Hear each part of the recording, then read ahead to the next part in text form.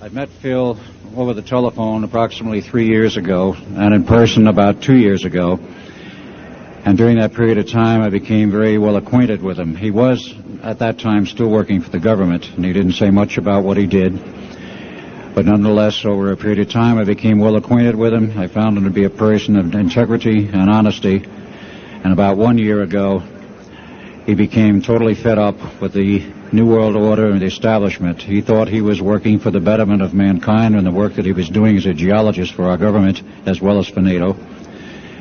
And he found out that it could be and was actually anything but that. So his revelations became, in many respects, my revelations. And I urged him last winter and spring to go public and lecture. Finally got him out. He's given over 30 lectures to date, all very successful, very interesting. In fact, so successful there have been 13 attempts on his life since the beginning of the year, and he survived them all. All I can say is God must be protecting him because he has a message. So without further ado, I would like to introduce Mr. Phil Schneider, and understand also everything is being recorded and the video and audio tapes will be available later. Please give a warm welcome to Phil Schneider.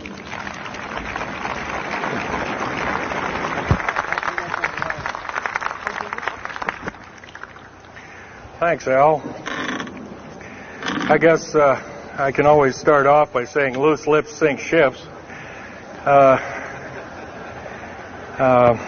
That's almost a pun anymore. I'm Phil Schneider. I worked 17 years for the United States government as a geologist and aerospace engineer as well as a structural engineer. I worked for such elusive occupations with Morrison Knudsen, Bechtel, Page and Page, Aerospatiale of France, and a host of other EG&G and a host of other Los Alamos Laboratory and these kind of things.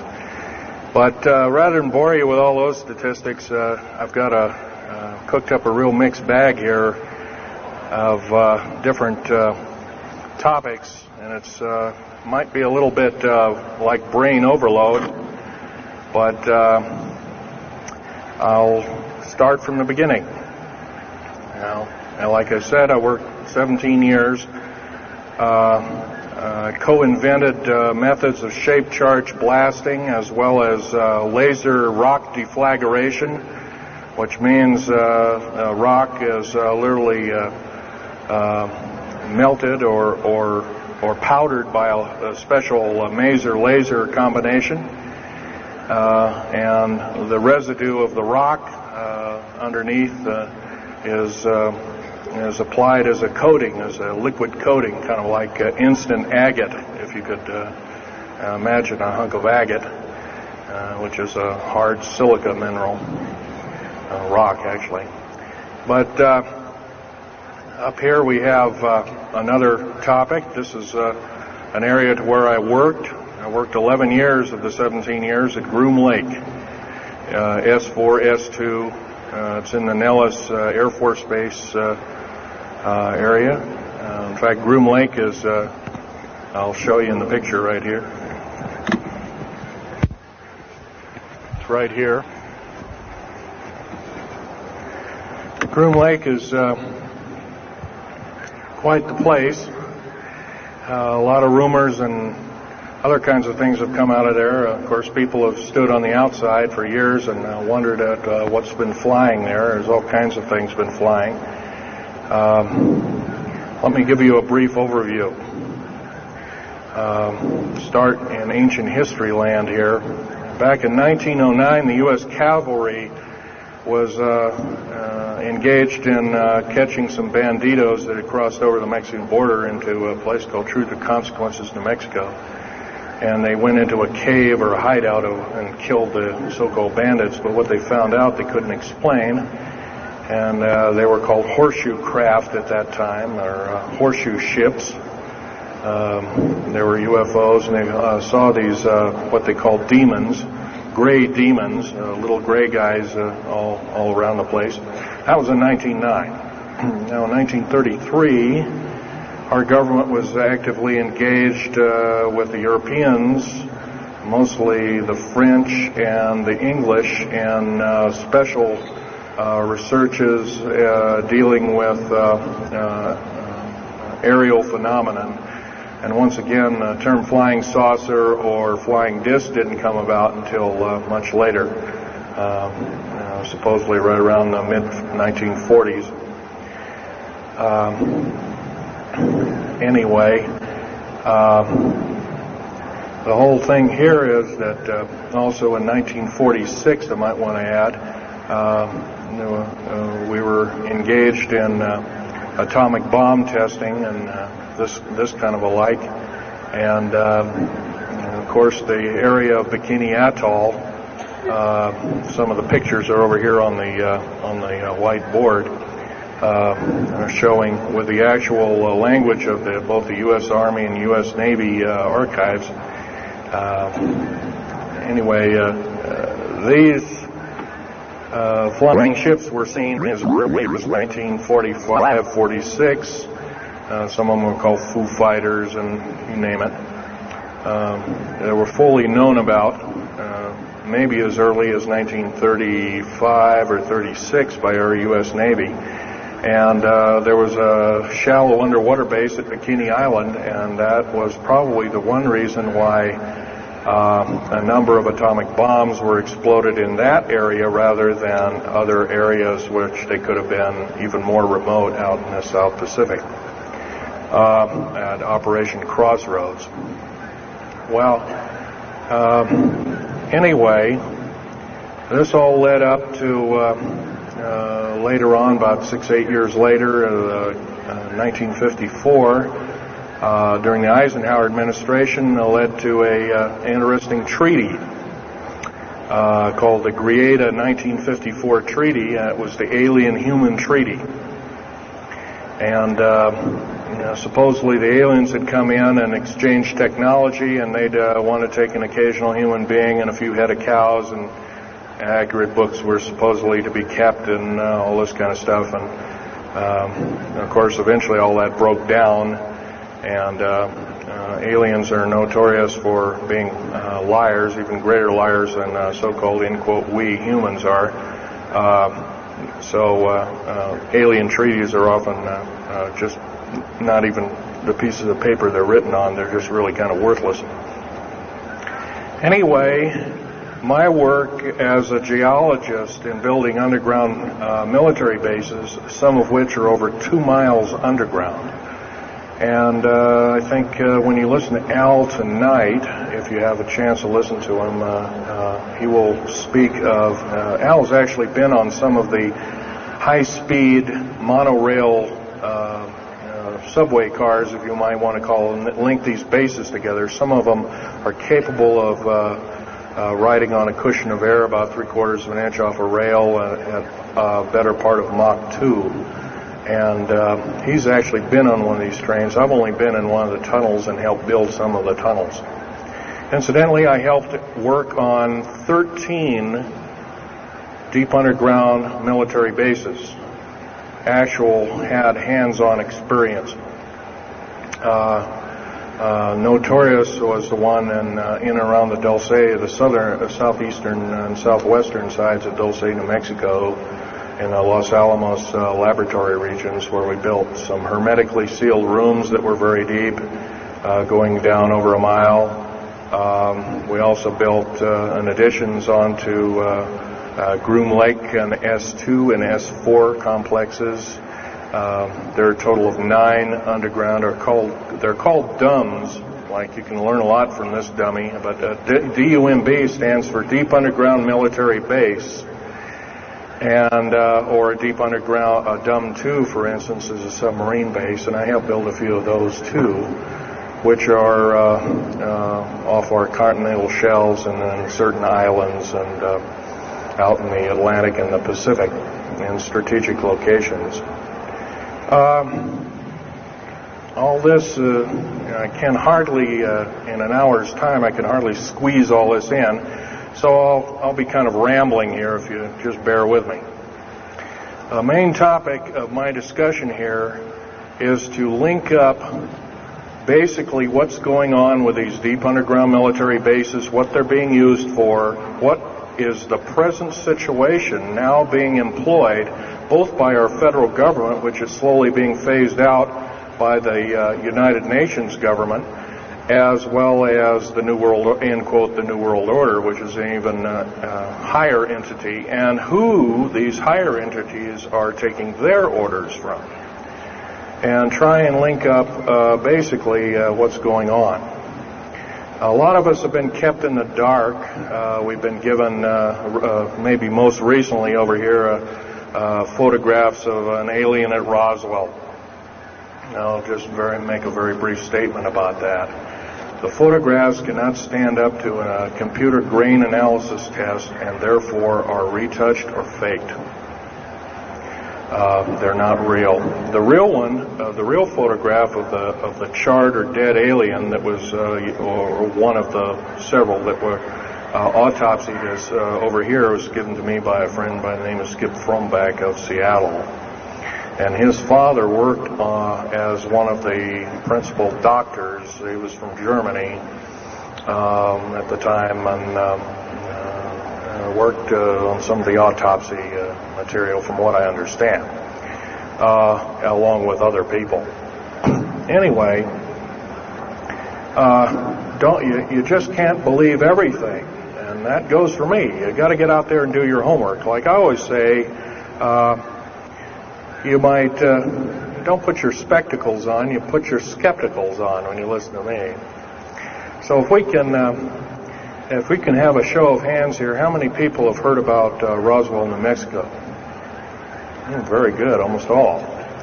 And how many people have heard about the black helicopters and the other kinds of flying saucers type equipments out at Groom Lake and other places? Very good.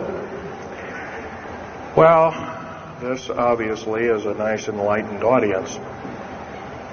Most of you have probably seen what a black helicopter is, or maybe even gotten rare glimpses of an F-117A black jet, or stealth, as they're often called, or a B-2 bomber, or B-1 bomber, or some of these other sophisticated aircraft that are now being touted as the new technology. Once again, where did we get this new technology? Well, obviously we've had a little hand in that. Our little alien so-called buddies, have kind of exchanged things, not without a great cost. The cost of which has been a lot of people have disappeared.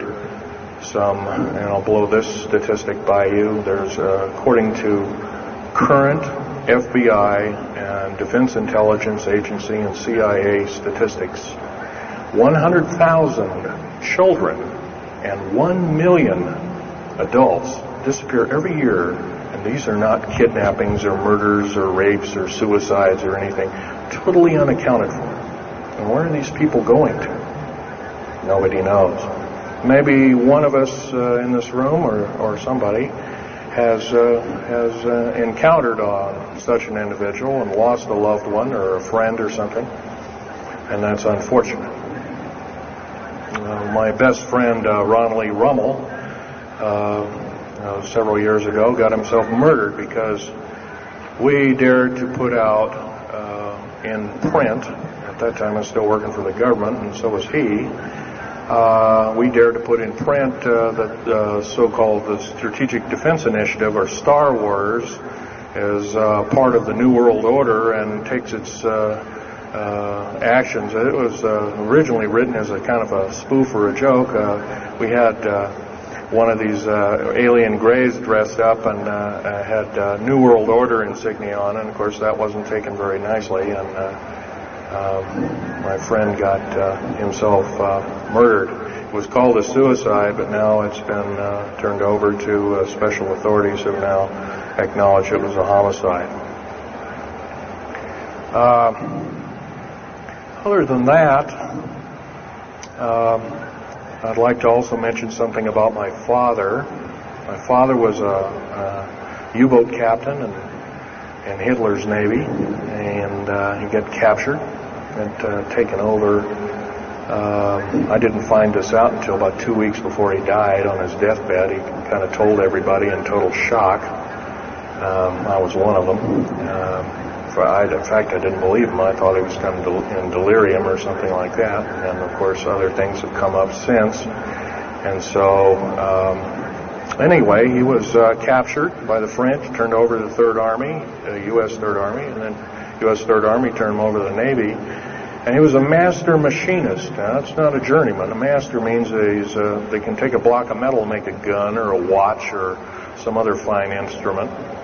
And he was a master machinist. He later became an MD doctor and part of the aerospace medicine group of the United States Navy. Was instrumental in helping build the USS Nautilus and its first nuclear-powered predecessor, the Enterprise, the first nuclear-powered aircraft carrier, and other ships like it. He pioneered all the ways in building very small and miniature nuclear engines, and he even helped work later on in his life. He helped develop the infamous grid bed nuclear motor, which is now employed in some things that look like flying saucers that people claim are flying saucers. Yes, we, in quote, the United States Air Force and other armed forces, are training other European forces to fly unidentified, or now identified, or, in quote, flying saucers. We've actually built several prototypes that are flying under names of black craft. My position as a geologist and engineer got me to see a lot of things in the world. I've been in over 70 countries. Also worked for NATO. I carried a level 3 security clearance with a rhyolite factor. Rhyolite is a hardened factor, only given out to a handful of civilians and maybe a couple of hundred military men worldwide. I thought I was doing the nation, United States, as well as the world a favor by, I thought I was kind of keeping my end up. Well, it didn't work out that way. I was to later find out that these underground bases are now being employed as strategic bases for, in case there is martial law in this country. Right now, our military professors that used to be in war colleges and the like are training people like ex-Russian KGB and Spetsnaz people right here on American soil. I've seen it with my own 2 eyes, along with other people, other geologists. By the way, I'm still a geologist, still do geological survey work. However, I don't work for the government anymore.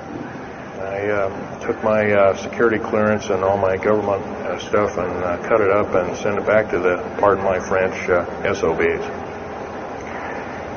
When I found out that a number of these 131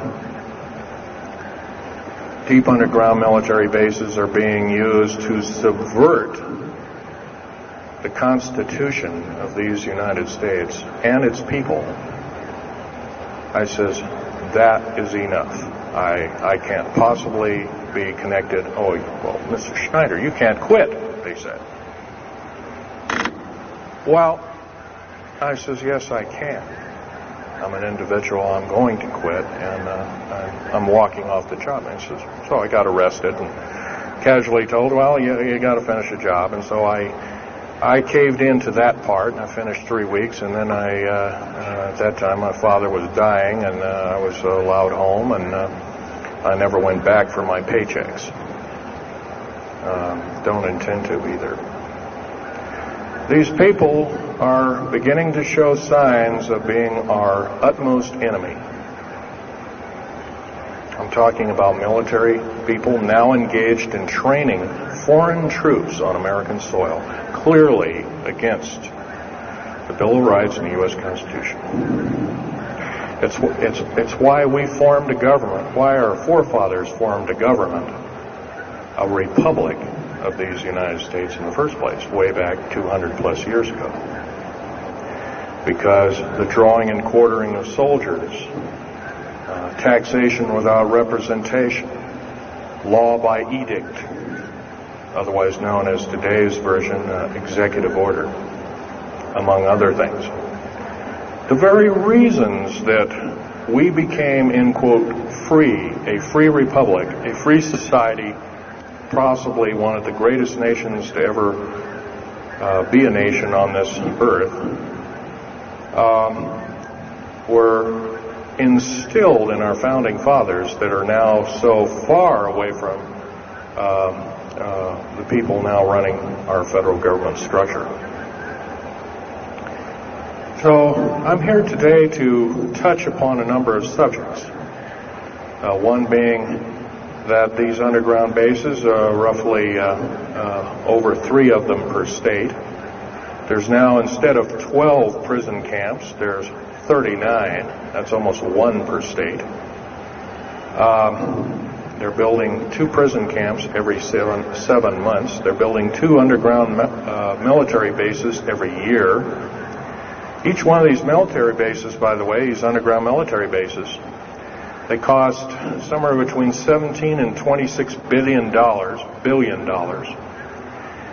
They employ 1,800 to 10,000 workers each in varying grades of skill.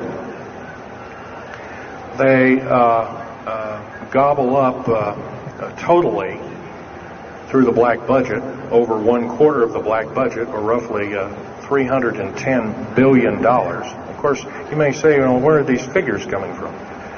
Well, the black budget, as we know it, in quote, black projects, which anything called black is significant of hidden from Congress, hidden from the American people, and very few people are even in the know about it at all. But black budget per year garners over $500 billion a year.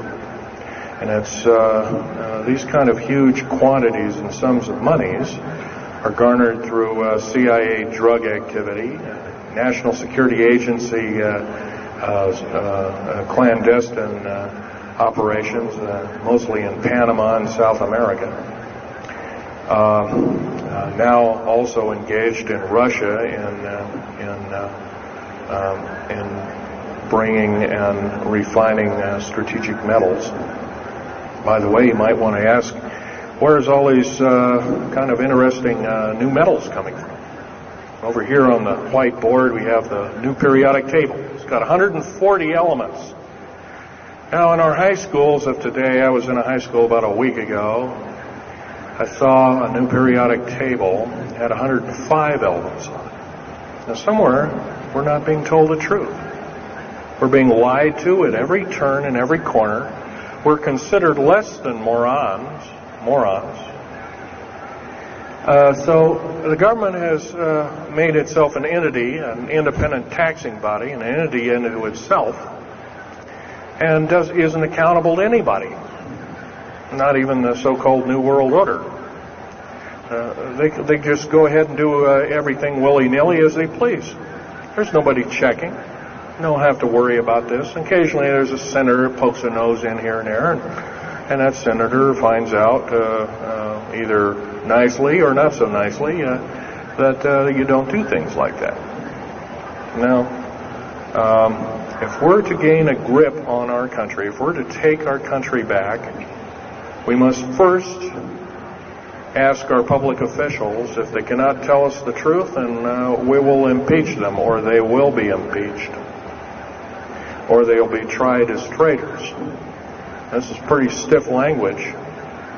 Already it's slowly beginning to trickle out and to occur to a number of people that this may be the only way out. Also, our founding fathers, George Washington, Patrick Henry, and a few of the other ones, came up and said that you don't want to let the beast out of the box. And they were talking about a runaway government. You don't want to allow your government to become like England at that time. And so they warned us about this very same kind of thing. First of all, the United States is not a democracy. It's not a republic anymore. It should be a republic. That's to the republic for which it stands, one nation under God. Why we can't even pray in the public schools anymore. We have to have a Supreme Court judge or group of them, plus Janet Reno and company, among other things, telling us what to do. Interpret for us as if we cannot read with our own two eyes and understand with our mind. This, of course, is bad policy all the way around. And I guess I don't need to blow that by your ears. Okay, on another subject, I have a number of items up here at the table. One of which here is, if I can show it, is a heavy hunk of rock indeed. It has a weight of about a little bit more than a pound, 2.5 times the weight of uranium. It's not radioactive, can never be made radioactive. It's composed of earth, rare earth, clays, and powdered metals, as well as an alien element, mostly from crashed, retrieved flying saucers and the kind that have happenstance to crash in our deserts and backyards, so to speak. It's called mironite. This is employed in every stealth aircraft, every black jet, throughout the black budget. Also in the very small quantities in the skins of black helicopters. Mironite. Here's another thing. Here's a piece of probably the purest titanium you'll ever hear or see.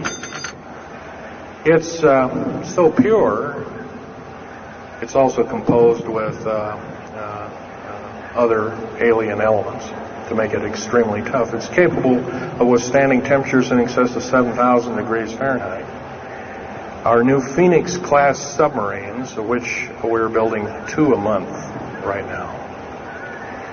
Phoenix-class submarines is a black budget program. Each one of those submarines costing $208 million just for the titanium hull, which is made of this material. Approximately 10,000 pounds of it. Now, we've got, supposedly, as of the data right now, we've got 106 of these submarines. They're plying the waters and the waves. They can dive to a depth of over 7,000 feet and hold that for 3 months. It's a fantastic submarine indeed. It has 11 grid-bed nuclear motors on it. Engines that run everything, purify the air. And, by the way, these aren't your usual nuclear motor installation. They're very small. They're probably no bigger than this podium, weighing less than 3,000 pounds, putting out as much as the equivalent of 3 aircraft carriers of the Enterprise class. But these Phoenix-class submarines are getting this metal. Now, where are we getting the metal? It's being stockpiled in a number of strategic locations. Supposedly, I've heard stories, well, it's being mined on the moon, and I have no way of proving that one way or another. I think we're probably getting it from Russia, or refining it in outer space. What are we shuttling? Basically a shuttle, a secret shuttle flight, one a week now is going up and back. What are they shuttling? Well, obviously they've got kind of their own little laboratories up there, space station and all this kind of stuff. Remember, what you're being told is only just a smattering of the truth. It's not the real truth. Maybe it's 5% of the truth. Maybe it's not even that. You can rest assured you're not getting much. Another strategic metal is this particular bar with some strange crystals on it, scalenohedral crystals of niobium, titanium, rhenium, copper oxide. This complex group of elements, not found on the Earth in specific quantities. This was developed at Los Alamos through EG&G and other outfits, are employed in all black jet aircraft, all of them, including the, in quote, sport model, the little flying saucer we occasionally see over at Groom Lake. And by the way now, if we happen to be with a video camera, taking pictures of the so-called area around Groom Lake, it's now, you can get your equipment confiscated, your car, your house. You're considered the same thing as a drug dealer, and you'll go to jail for up to 5 years, and $1 million fine. I personally don't think this is what I'm hearing. I just don't think that this kind of punitiveness is what we need in America, and we have to get rid of it. Otherwise, we're going to die with no America. Here's some other elements. Here's a very light element. It's composed of lithium metal, as well as a alien element, a little heavier than hydrogen, but a little lighter than helium, also employed in this. It's used in secretive methods of propulsion, and it also is in a peculiar scalenohedral crystalline form. And anything scalenohedral, and by the way, a scalene triangle is no side is equal to another side. The scalenohedral metallic crystalline structure is definitely alien element, or alien technology converted over to our own technology. These were given to me about a year ago. They're called alien or aurora drops. It's supposedly the skins of the black jets, some of the ones that are coming in at very high rates of speed. They're still glowing red hot, white hot, and they'll sit out there and cool off, and they're dripping their material off of them. And it's kind of like a rubberized coating.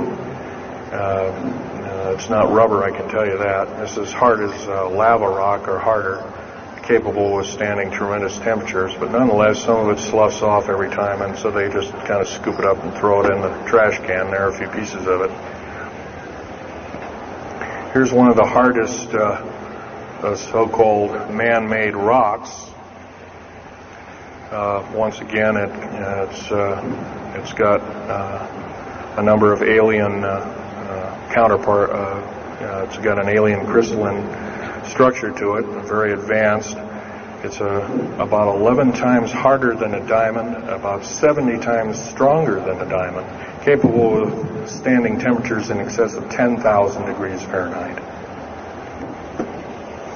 It is employed as very thin coatings or windows, tiny windows, in hypersonic aircraft that exceed Mach 5. Here's an interesting artifact. Right here in this hunk of rock, which by the way was an old 100,000-year-old chipping tool found in Jordan, is a imprint of, it looks like a fossil, but it's not. It's an imprint of a small mechanical part with exactly 360 kind of little rotor blades. Well, this rock is 220 million years old. Who was making machines 220 million years ago? Maybe Von Däniken was right after all, huh? Here we have an actual piece of agatized fruit, or it's similar to a lime. It's even been pecked by a bird at one time, and that's still there. So it was instantly turned to agate. It is the same agate or chemical structure as material found at Hiroshima and Nagasaki after the A bombings in World War II, where grasses and flowers and petals of flowers and other kinds of things were instantly petrified, turned to agate. It is the same identical crystalline structure. However, this particular piece is about 20 million years old, and it's still got its original green coating, and it's basically unchanged. Perfect condition. Likewise, here's a garlic plant about somewhere between 20 and 35 million years of age, and once again it's got that same pink agate coating. And here are some pieces of the metal skin from the crash disk at Roswell. It was given to me when I was 14 years old. My father was visiting one of his old friends in the Navy archives, as well as he was in the Royal Navy in England. And I, as a 14-year-old boy, I says, "Gee, Dad, can I ask Johnny something?" "Oh, go ahead, ask him. Get anything you can from him," and that kind of thing. I says, "Well, gee, Johnny, well, do you think I can have a piece of this metal?" "Oh, no, you can't have that." And I says, "Oh, give it to the kid. What the heck? He won't have it very long anyway." Well, I've had it all this time. It's kind of a unique thing. They were able to break the skin of that craft, by the way, by dropping it into a bath of liquid nitrogen, hitting it with a mechanical or hydraulic hammer, and it shattered into little bits. And it was later analyzed and adapted for our own technology. All these artifacts are fine, but once again, the main part of this talk is, where's it all leading to? We get very little spin-off to where any of this is leading to. Occasionally we'll get a new computer, or maybe a quartz watch, or some little trinket, kind of like giving the Indians beads a couple of hundred years ago. Well, we're getting these little spin-offs. But the black budget still rolls on, garnering up over $1 trillion every 2 years. It's somewhere between 1.023 trillion and 1.31 trillion dollars every 2 years. And every year it goes by and the black budget is unchecked, unaccounted for, it's just subverting our country. That's number one. Number two is that these underground military, first of all, if there was something like a nuclear war or there was a definite enemy out there where we were going to be under attack, like from China or someplace like that, I could see maybe a couple of dozen underground bases for a government, and so it could theoretically rise up like the phoenix out of the ashes. Well, not 131 of these, and if you were going to so-called round people up and put them in prison camps, what a better prison camp than underground, where nobody knows where it is anyway. So once again, these underground bases are most likely been planned as underground prison camps and slave labor factories for the New World Order. New World Order, by the way, is getting, and I'm probably the only person ever talking about this, the New World Order is taking, and the United Nations is taking its orders from, believe it or not, these more powerful outer space alien entities. We might call them the large grays or the small grays. Sinister forces indeed. And you might want to say, well, gee, how come we don't see more of this kind of thing? Well, you can just imagine. If you're only being told 5% or less of the truth, that isn't very much to go on. That's one thing. Another thing is, you don't find very many people coming up here and and letting you have hands-on experience. I'm going to try and do this to you. However, I do ask you to go out and do your homework and keep doing it. Don't necessarily believe in what I'm saying, but get out there and talk to people. Whether it's just a couple neighbors or friends or something, get out there and talk. Because one will tell two and two will tell four, and then pretty soon you have a whole room full of people that are in the know. And then from there, wonders can work. Other than that, as far as changing the black budget, these clandestine programs, public opinion is only going to do that, and it's going to take millions of us. But we have to be informed, and to do that, we have to be doing what we're doing now, gathering and talking. And, of course, most of us are adults and can weed out fact from fiction. Most of us are responsible adults and know the difference between fact and fiction and how to use it or how to abuse it. And so we therefore have to continue to keep studying and keep talking. If there's just me out there, and believe it or not, there aren't very many people like myself out there talking. I've given over 30 talks in the United States, Canada, Japan, went over to England, went to Japan kind of illegal, came back the same weekend. They flew me in and out, but gave a talk to a number of their execs, and they were very interested indeed.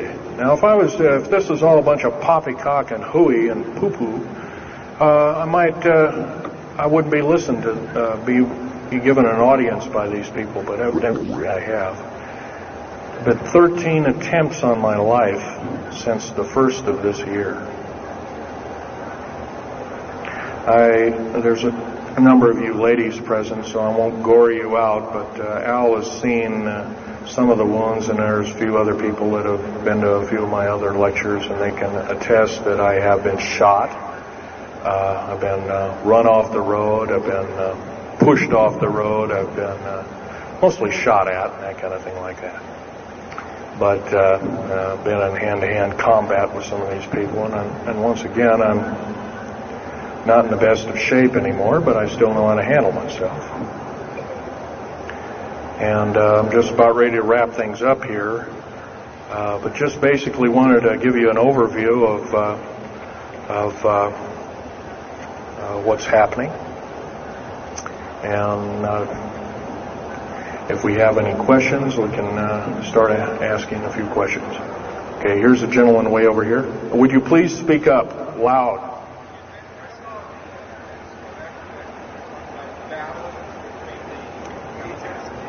Yes, I was involved in in 1979, in August, late August of 1979. I was involved working through Los Alamos Laboratories at Dulce, New Mexico, and what's now known as the Alien-Human War. 66 Secret Service agents, government workers, geologists, and the like. I almost bit the dust. I could have been number 67. Lost their lives that day because the government lied and knew full well what was underneath. And what we'd done is, out in the desert there, we had drilled in a period of a couple of days, we drilled 4 of these holes that went down several thousand feet.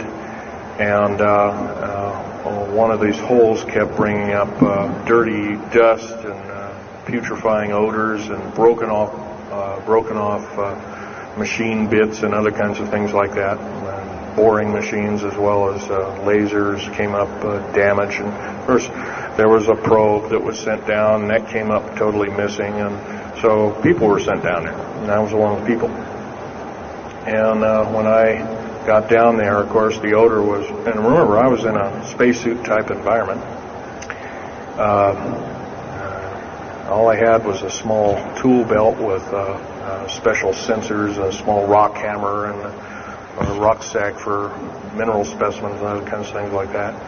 And I had my little pistol and being an engineer, didn't have time to carry a big hunk of pistol like most of these Green Berets carry, stuff like that, Black Berets. I carried a little Walther PPK with a 9-shot clip. As soon as I got down this hole, standing about from me to this gentleman over here in the front row, about 10 or so feet away, 7 feet away, something like that, was one of these 7-foot-tall stinking alien guys, and I didn't waste any time. I said, I'm not fiddling with you guys, and boom, away you go.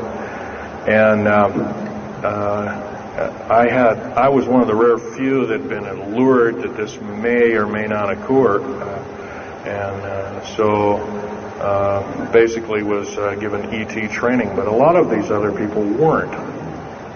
And we were, in fact, it was asked, are there aliens in the area? And of course, the big question was no.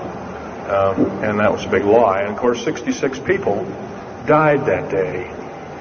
I have a big hole in my chest. I lost my lung was literally burnt out of me. My fingers burnt off of me. My toenails burnt off of me. My skin was, I was in radiation isolation therapy for 400 plus days. My bones were vitrified or burnt. I was cooked. I managed to survive. They're telling you something about it today.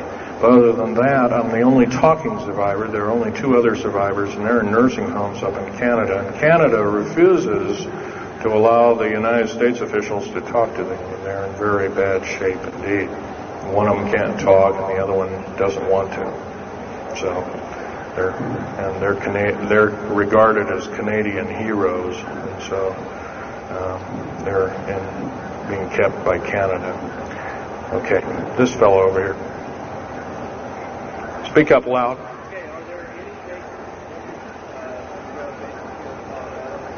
Actually, yes, there's several. In fact, as I was coming to this talk, I was supposed to be here by plane, but there was a subsequent foul-up. Anyway, I drove all the way and did it in one day.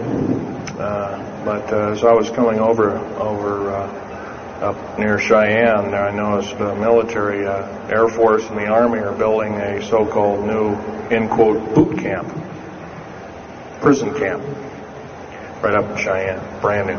And I was here 3 months ago, I wasn't there. So it's something brand new. In Colorado, yes, there's about 4 underground bases, one being at Denver International Air Base. I call it Air Base, Spaceport, or whatever you want to call it. Denver International Airport. No wonder your luggage gets lost. There are 8 levels underneath the airport, tarmac there, end quote, tarmac or cement mac. And so those bags could be there for a damn long time. Why, just imagine if this was instantly turned to agate 30 or more million years ago, those bags could very well be the same way. So yeah, there's a number of them, and I wish I had a map with me. In fact, in subsequent talks, I'll have a map, which will be put on the overhead. In fact, my next talk, I plan to have just that. I had planned to bring a map here and had all the latitudes and longitudes of all the bases, and I can't do that. That would be a nice jail sentence for me, so I didn't bring it. So. But other than that, I'll have that all researched for you. Yes, this woman.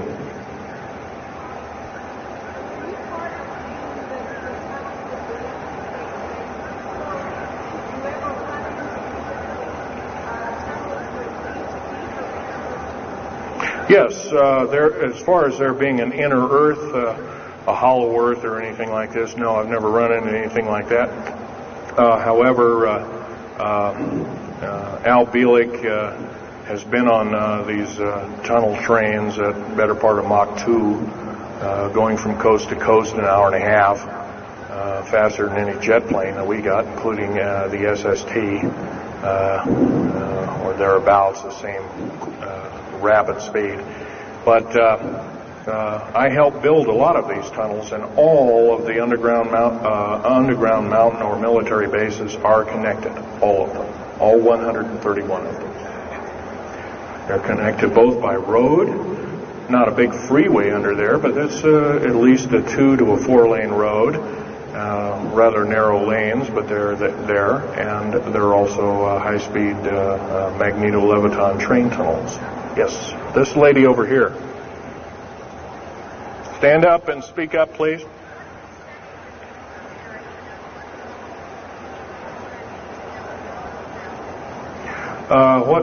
What levels of military personnel know about this? Most of the levels of military know about this, especially the higher levels, higher officer levels. The enlisted, I'm sure, don't, or are basically kept in the dark like we are, end quote, we are. So, this fellow right here with the hat on. Well, there's 131 of them in the United States, 127 of them in the lower 48. There's some in Canada. I'm not counting those. And some in northern Mexico. I'm not counting those either. They average about 4.25 cubic miles hollowed out underground, an average depth of 5,700 feet underground. Average cost $17 to $31 billion each. They employ anywhere from 1,800 to 10,000 people.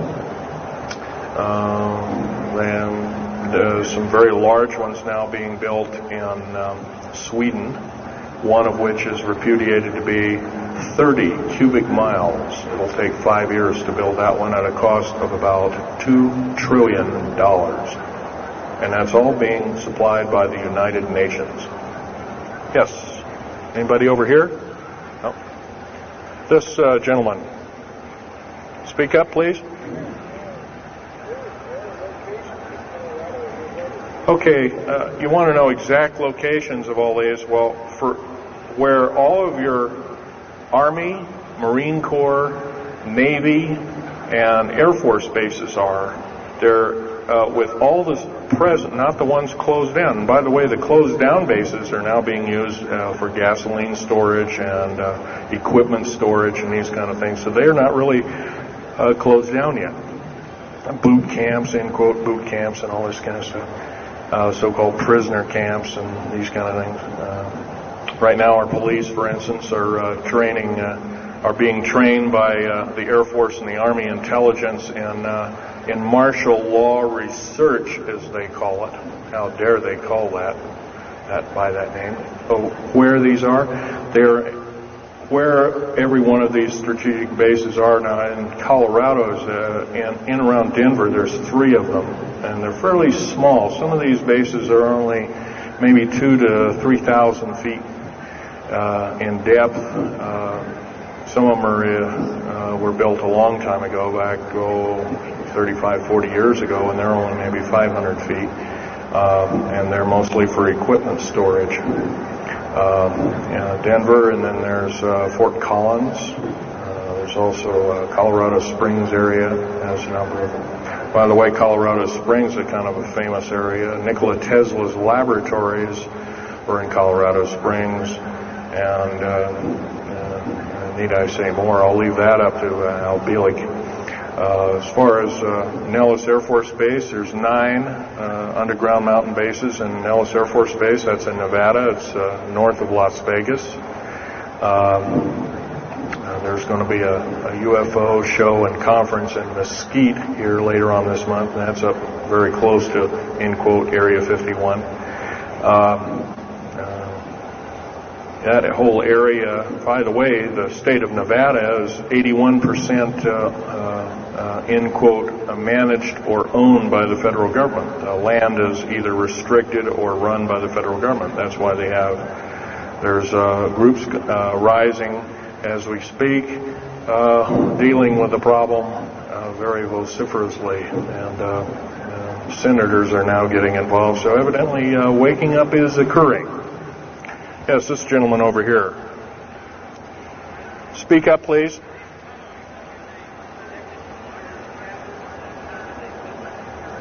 Okay. Yes, they are. The gentleman asked, are these tunnels connected to large caverns? Yes, these large bases are basically like this Coliseum. Everything's underground. Everything's a city underground. Most of these bases both have military bases, and they have all the accoutrements of life. Remember, each one of these costs quite a bundle of dough, and some of it in our tax money, but most of it in clandestine approaches, and that's definitely undermining the country. Yes.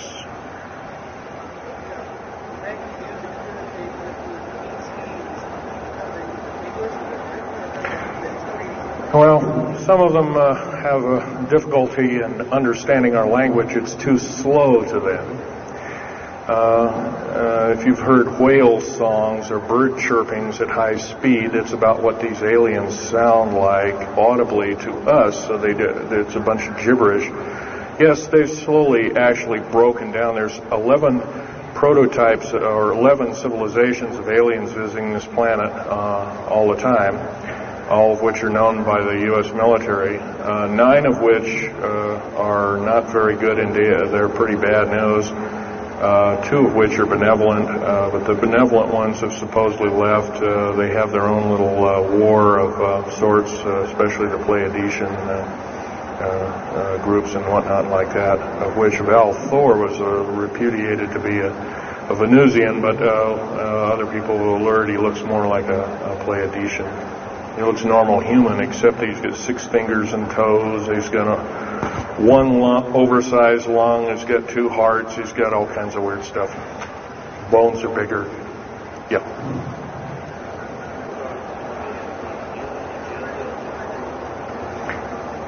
The man asked, do I tie in the alien agenda to the New World Order? Yes, sir, 100%.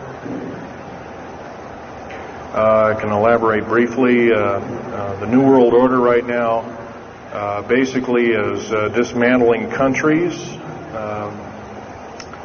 governments, telling governments not to war with each other anymore, basically, so that looks good on the outside.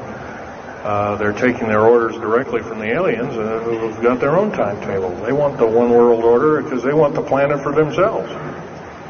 Of course, you've often heard of the term Global 2000, and that's a supposed sinister plot, or has been a group of sinister plots to produce biological weaponry to reduce or thin out the so-called ethnic cleanse the population of the planet by 5/6, or roughly 5 of 6 billion people, enslaving the rest to work willy-nilly with the so-called people of the New World Order. Now, another peculiar thing is the alien agenda is not really well believed nor understood by a lot of these one-worlders.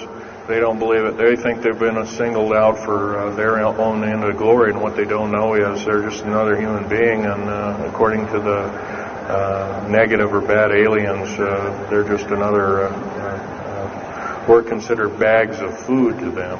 They don't eat us like we think of a cannibal eating a hunk of meat, but they use our glandular secretions as part of their food base, their blood and our glandular secretions like adrenal chrome and other kinds of things like this. And in fact, the Atlanta Center for Disease Control has figured out ways that we can combat this and all this kind of thing like that.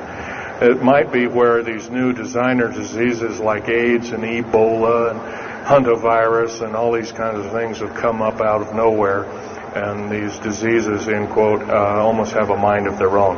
Yes, this lady here.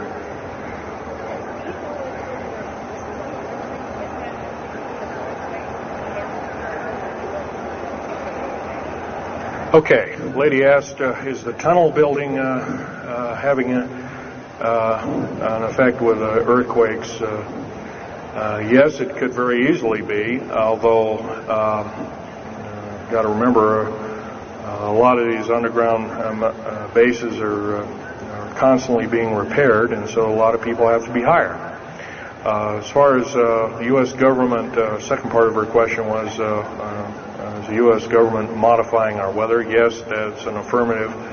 And we have, the U.S. government's been working with the Russians for at least since 1972 and maybe as early as 1966 on weather modification, and it's a well-known fact, and it's well employed.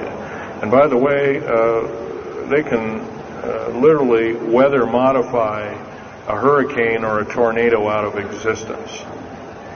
And the reason they don't do it is pretty obvious. And right, or they could actually send a plane inside of a hurricane, for instance, that would blow off an atmospheric bomb or a shockwave bomb in the eye of the thing, and it would completely dissipate. Well, they don't do this, of course, and there's probably other reasons for that, see which way it goes or what kind of havoc and how we can study the havoc, and we go from there. This fellow way in the back in the black. How do we learn more about our general topic? Well, there's this particular fellow, his name is Richard Souter, PhD, wrote a book recently, Underground Bases and Tunnels, What is the Government Trying to Hide? That is one book. Then we have here's a popular science article, Secret Air Base. The government doesn't want you to know that Groom Lake, supposedly Groom Lake doesn't exist. Well, I guess if it doesn't exist, then me talking about it, I guess I can't be arrested or anything. I'm just full of poppycock here. Well, the editor, one of the editors of Popular Science that put this article out is now in federal prison. Then there's a book that called Stealth Fighter Pilot. These books are available. I got this one at Dalton's. This one actually was sent to me by the publisher. I did some test piloting, and the only thing I test piloted was would run the aircraft back and forth on the runway, the special runways we built at Groom Lake. There's a picture of me in uniform. And I can go on. And these publications are out now, and they're available. Yes, this lady over here.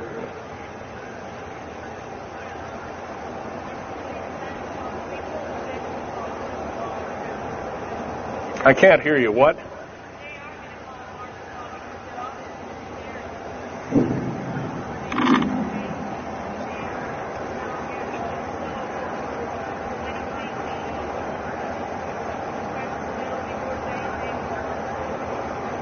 Okay.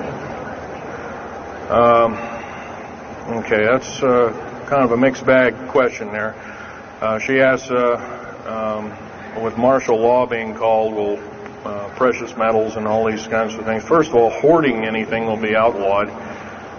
If you hoard food, have a radio, any way of communicating, stash gasoline, these kind of things, you will just be rounded up and that'll be the end of you. Martial law is martial law. Martial law is dictatorship of the worst form, or one of the worst forms. And her other part of the question, if I got it right, was when's the alien takeover? Well, the alien takeover right now is, and probably will be for probably the next 20, maybe 30, 40 years, will be basically in the background. The idea is to get the one world beast-like government order in place and to thin out the population of the planet. And then, of course, then all heck will break loose from then on. And whether it is, I don't often mix Bible and talk, but some people have alerted, well, this is already mentioned in the Bible, blah, blah, blah, and all this kind of stuff. Well, that may be, but all I can tell you is I've been face-to-face with one of these sinister characters, or a couple of them, saying the least, and most people would, just the shock of them seeing such a thing would cause them to not be in very healthy frame of mind, as physical as well as mental. This man here in the blue coat.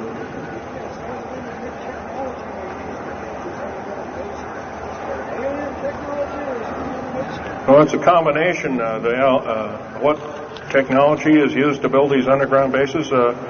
Well, we have lasers that can drill out or basically deflagrate or melt out a tunnel 7 miles a day. And that tunnel is 28 feet wide, 28 feet high. You've been told about drilling and boring machines in a very slow, quarter of a mile a day. Most of that went out in World War II. Most of that's all World War I or World War II era materials. And once again, you've been badly lied to. I can hardly believe, first of all, I've worked on public engineering projects, and we do better in grinding up road beds and laying them down at the rate of 4 miles a day, and supposedly that doesn't exist. Well, I worked on one in the state of Oregon just a few months ago, and we built a tunnel for sewage tunnel and whatnot like that. It wasn't very big. It was about 6 feet across, and I drilled right through solid rock, right to base of under one of the hills in Portland for their new light rail. Did that in 2 days. But it was it was a small, complex tunnel. It was big enough for a man to crawl through and inspect. And I was one of the people that inspected, so yeah. What technology? A lot of this is alien technology, readapted for our own use, but a lot of it's our own ingenuity too. So you can bet, how can you tell alien technology? Well, anything that's just absolutely outlandish, like taking a oxyacetylene welding torch and trying to cut into this metal and getting nowhere, obviously would be metals research, aircraft research and the like, and different tools and products, which things that are many times the hardness of diamond or known hardened substances like borazon. Obviously, that's nothing that we came up with on our own. What we could have over a several hundred-year period. But you've got to remember, too, that the military technology is outstripping the public sector technology at the rate of 44 to 45 years of technology for every calendar year, every 12-month calendar year here. So every year going by this time in 1996, the military technology will be roughly 45 years more advanced than where we are today. So it's quite possible that way back in 1943, the U.S. Navy not only caused the ship to disappear, it literally disappeared and reappeared. Basically, military technology right now is about 1,200 years more advanced than public state technology. And computer technology right now, it's off the scale, I can't tell you. It's just right now, and employing just in black jet and stealth aircraft, the new computers are so completely advanced that we couldn't get them in the public sector for maybe another 40 or 50 years. Yes, this lady here.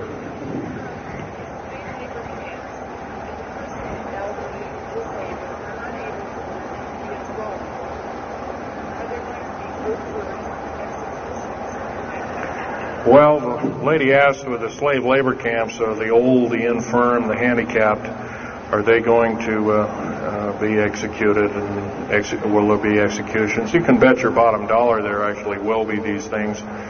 I wish I knew more, but I don't. I've had my own agenda to kind of keep up and talk about.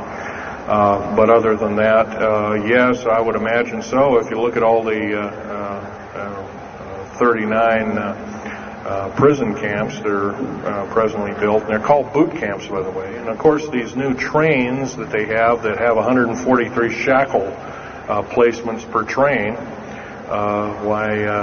they're a scary thing indeed. You know what they're called? They're called United Nations Prisoner Transfer Cars. Oh, that's an appropriate name, I guess. Well, we got to wrap it up here. They're telling me it's time. I'll take one more question. This lady over here.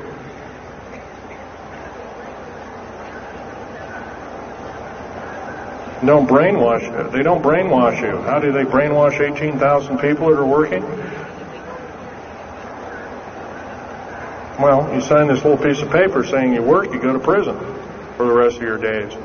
Or you're not going to be taking home a paycheck of about anywhere from $4,000 to $40,000 per month, depending upon your position.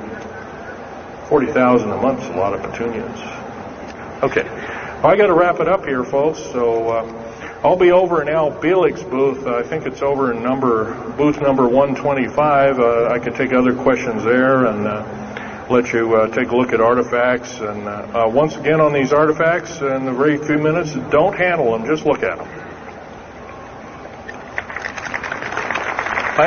Thank you very much.